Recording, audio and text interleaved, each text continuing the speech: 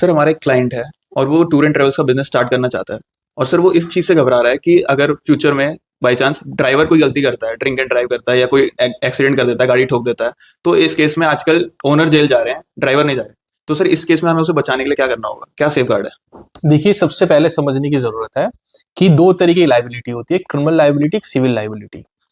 आपकी कोई criminal liability नहीं, केवल सिविल लाइबिलिटी है, क्योंकि सिविल लाइबिलिटी इसलिए है कि principal is liable for the work done of agent या master is liable for the work done of servant. एक वाइकेरियस लाइबिलिटी होती है जिसमें कि ओनर की लाइबिलिटी होती है अगर कोई भी act in a bona fide manner, कोई मिसहैप जो है अगर सर्वेंट की तरफ से या जो है ड्राइवर की तरफ से हो जाता है तो।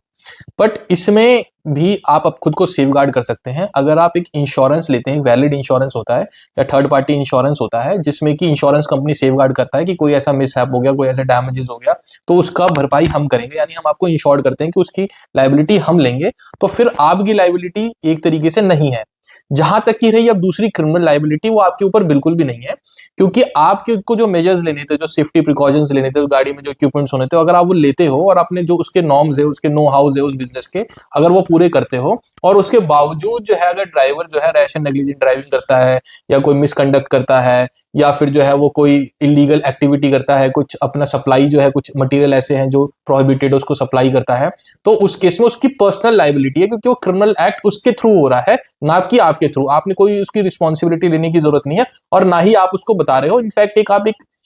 एग्रीमेंट भी लिखवा सकते हैं, साइन करा सकते हैं, जिसमें कि क्या क्या प्रोहिबिटेड चीज है उस पर आप साइन करा के उससे ले सकते हैं, सो दैट टुमारो आपके ऊपर क्रिमिनल लाइबिलिटी ट्रांसफर ना हो। और जनरली कोर्ट भी इंक्लाइंड ये रहता है कि क्रिमिनल लाइबिलिटी ओनर पे ट्रांसफर ना हो, क्योंकि ओनर की कोई गलती नहीं अगर उसने सारे सेफ्टी मेजर्स लिए हुए हैं